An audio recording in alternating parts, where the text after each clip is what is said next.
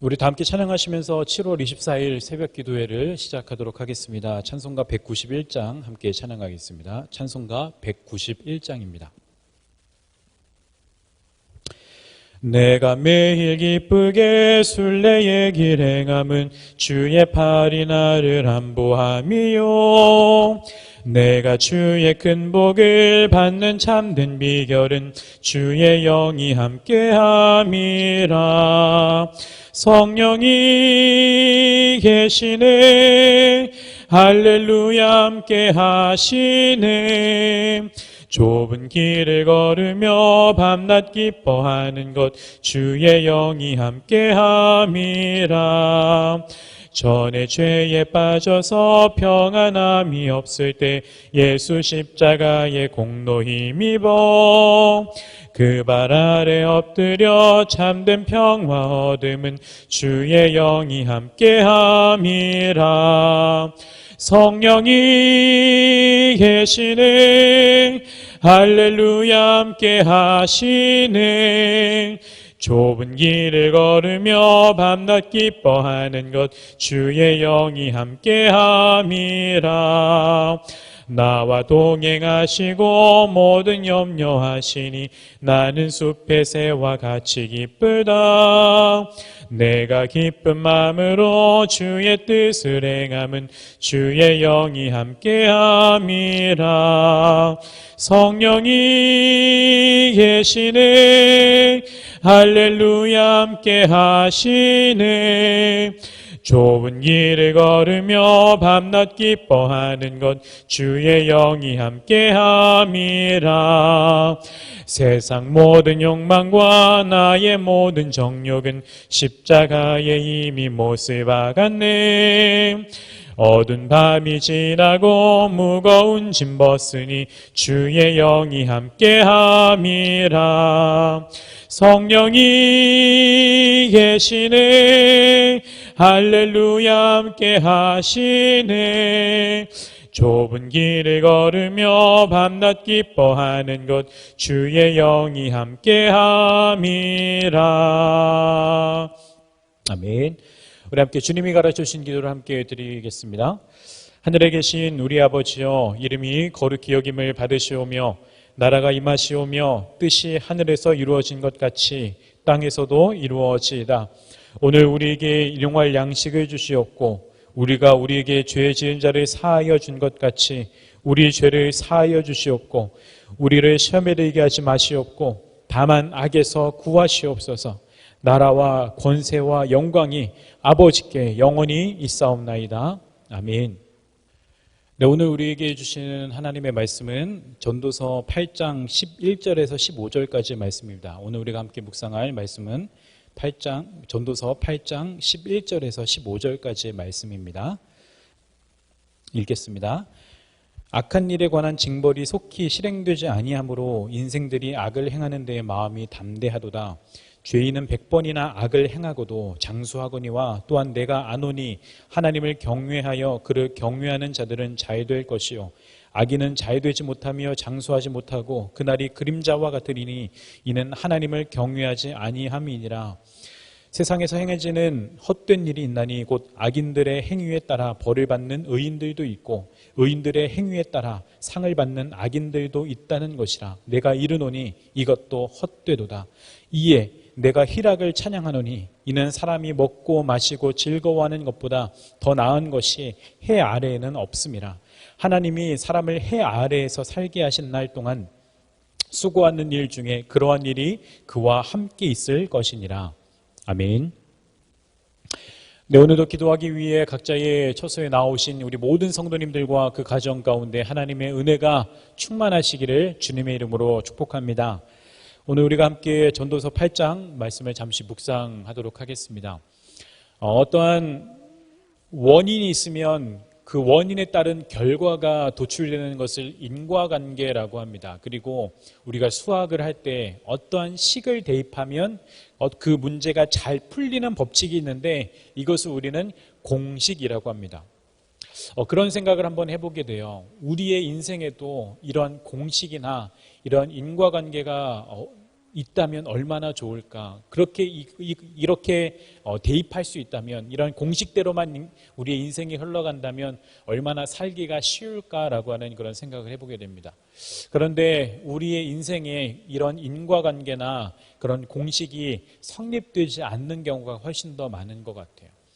똑같이 기도를 하는데, 똑같이 하나님께 열심히 기도를 하는데 누군가는 그 기도에 응답받는 사람이 있고, 똑같이 기도하는데 누군가는 그 기도에 응답이 되지 않아서 신음하고 허덕이는 사람들도 있습니다. 똑같이 이 세상에서 열심히 일하며 성실하게, 누구보다 성실하게 살아가는데 누군가는 그 성실함으로 인하여서 많은 재물과 풍요를 누리면서 살아가는 사람들이 있는가 하면, 또 누군가는 똑같이 열심히 성실하게 일을 하지만 그러나 그렇지 못한 그런 경우도 있다라고 하는 것입니다. 성경에서도 이러한 문제는 참 어려운 문제예요. 사람들의 생각대로라면 의인이 장수하고 의인이 복을 받아야 하는 것이 정상인데, 그런데 오히려 악인이 복을 받을 때도 있고 반대로 의인이 고난을 받을 때도 있다라고 하는 거예요. 이건 선지자들에게도 참 어려운 문제였습니다. 그래서 특히 예레미야 선지자 같은 경우도 이것이 도저히 이해가 되지 않아서, 악인이 형통하고 악인이 잘 나가는 것이 도저히 이해가 되지 않아서 하나님께 떼쓰듯이 투정을 부리는 것도 예레미야서를 통해서 우리는 볼 수가 있습니다. 우리는 그 이유가 궁금해요. 도대체 왜 이렇게 살아야 하는지. 의인이 잘 되고 악인이 망해야 되는데 가끔 보면 오히려 악인이 잘 되고 의인이 망하는 것 같이 느껴져요. 우리는 그 이유가 무엇인지 너무나도 궁금하게 됩니다. 그런데 이러한 문제에 대해서 우리는 그 이유를 완벽하게 알 수는 없습니다. 그 이유에 대해서 그 부분적으로나마 우리는 조금은 그 이유를 알 수는 있겠지만, 우리가 하나님의 마음을 다 헤아리기 어려운 것처럼 우리가 그 이유를 완전하게 다 알 수는 없어요.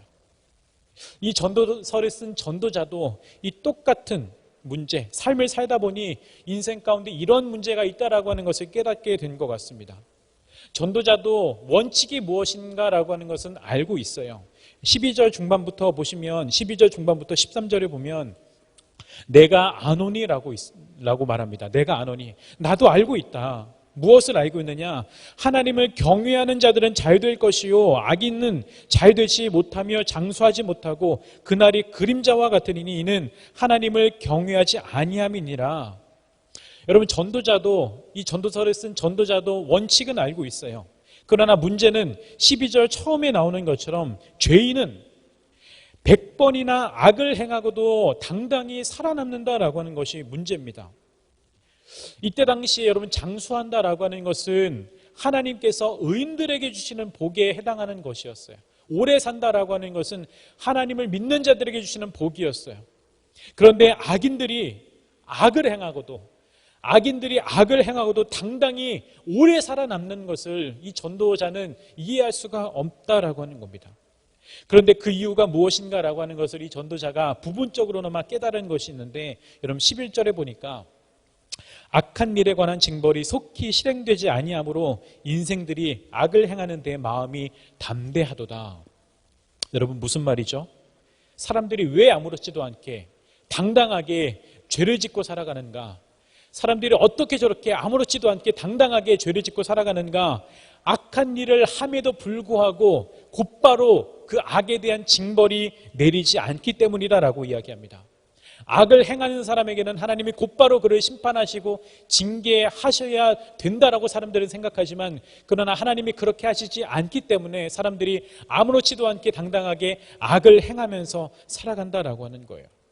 아무튼 이런 불공평한 인생, 불공평하게 보여지는 인생을 살아가다 보니 전도자가 깨달은 것은 이겁니다. 역시 인생은 허무한 것이구나. 역시 인생은 헛된 것이구나.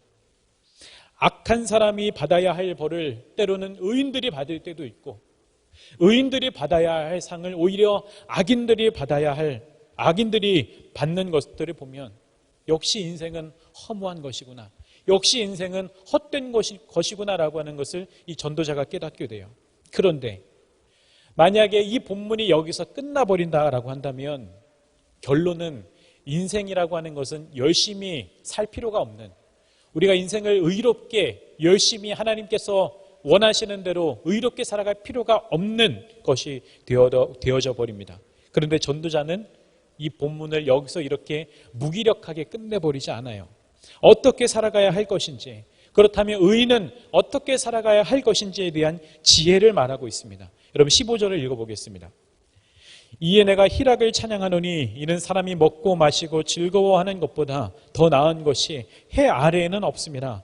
하나님이 사람을 해 아래에서 살게 하신 날 동안 수고하는 일 중에 그러한 일이 그와 함께 있을 것이니라. 여러분 여기서 전도자가 전제하고 있는 것이 있습니다. 하나님께서 우리로 하여금 해 아래에 살게 하셨다라고 하는 거예요. 살게 하셨다. 우리의 눈에는 이 세상이 불공평한 것처럼 허무한 것처럼 보이지만, 그러나 하나님께서 우리를 그 해 아래로 보내셔서 그 세상으로 우리를 보내사 우리로 하여금 그 인생을 살아내게 하셨다라고 하는 겁니다. 그리고 전도자는 하나님께서 주시는 그 인생을 살아가는 우리가 반드시 명심해야 될 것이 하나 있다라고 이야기해주고 있어요. 그것이 무엇이냐면 이 생을 기뻐하고 즐거워하라 라고 하는 것입니다. 그런데 이 기쁨이라고 하는 것, 전도자가 말하는 기쁨은 무언가 엄청난 기쁜 일을 맞이했을 때 우리가 겪을 수 있는 그런 기쁨이 아니에요. 오히려 인생의 소소한 즐거움이에요. 인생의 소소한 그런 기쁨과 즐거움들, 지금 내 앞에 먹고 마실 수 있는 밥상이 있다라고 하는 것 자체만으로도 기뻐하고 즐거워하는 것, 지금 내게 사랑하는 가족, 함께하고 있는 가족들이 있음으로 말미암아 기뻐하고 즐거워하는 것, 지금 내가 수고하여 일할 수 있는 직장이 있고 그 직장으로 말미암아 내가 재물을 얻고 이것으로 말미암아 먹고 마실 수 있다라고 하는 것, 그것으로 말미암아 얻을 수 있는 그런 기쁨, 그렇게 이 생을 기뻐하고 즐거워하라라고 하는 것입니다. 여러분, 이 생을 살아가시면서 우리에게 없는 것을 보고 절망하는 것이 아니라 지금 내게 있는 것으로 인해 기뻐할 수 있는 마음의 넉넉함이 여러분 가운데 또 제 가운데 있게 되기를 주님의 이름으로 축복합니다. 답이 없는 것 같은, 공식이 없는 것 같은 이 세상을 살아가는, 지혜롭게 살아가는 방법은 전도자가 말하는 것처럼 내게 주신 것으로 말미암아 기쁘고 즐겁게 살아내는 것임을 기억하시고, 여러분 오늘 하루도 우리에게 주어진 그런 소소한 그런 기쁨으로 말미암아 오늘 하루도 즐겁게 기쁘게 살아내실 수 있는 오늘 하루가 되시기를 주님의 이름으로 축원합니다. 함께 기도하겠습니다. 하나님, 오늘 이 전도서에서 말하는 전도자의 지혜를 다시 한번 배웠습니다. 답이 없는 것 같은 우리의 인생, 공식이 성립되지 않는 것 같은 우리의 인생, 그래서 때로는 허무하고 또 헛된 것 같은 그런 인생을 우리가 살아가는 방법이 무엇인지에 대해서 잠시 묵상하는 시간을 가졌습니다. 때로는 이 세상이 불공평한 것 같아 보이고 오히려 악인들이 잘 되고 의인들이 벌을 받는 것 같은 그런 형국인 것처럼 느껴질 때도 있지만, 그러나 이 세상을 우리가 살아갈 때에 이 전도자가 말한 것처럼 지혜롭게 살아갈 수 있는 우리 모두의 삶이 될 수 있도록 주님 도와주시옵소서. 특별히 우리에게 주신 소소한 그런 것들로 말미암아, 하나님이 우리에게 주신 그런 선물들로 말미암아 기뻐하고 즐거워할 수 있는 그런 마음의 넉넉함이 우리 안에 있을 수 있도록 주님 도와주시옵소서. 오늘 하루의 시간 또한 하나님이 우리에게 주신 선물이고, 우리에게 주신 먹고 마실 수 있는 그런 일용할 양식 또한 하나님께서 우리에게 주신 선물이고, 또한 우리에게 주신 가족들, 내게 주신 많은 사람들, 이 또한 하나님께서 우리에게 주신 선물이기에 이러한 우리에게 주신 것들로 말미암아 기뻐하고 즐거워하며 살아갈 수 있는 우리 모두의 삶이 될 수 있도록 도와주시기를 간절히 소망합니다. 오늘도 우리가 기도하며 나아갈 때에 하나님의 마음을 부어주시어 우리가 하나님의 마음을 품고 기도할 수 있게 하실 것을 기대하고 소망하며 오늘도 살아계신 예수 그리스도의 이름으로 감사하며 기도드립니다. 아멘. 아멘. 여러분 가지고 계신 기도 제목들 많으시지요? 그 기도 제목들 가지고 함께 기도하시고 또 화면에 나오는 기도 제목들도 보시면서 함께 기도하셨으면 좋겠습니다. 여러분 다 같이 우리 주님의 이름을 주님 크게 한번 부르고 다 함께 기도하도록 하겠습니다. 기도하시겠습니다. 주님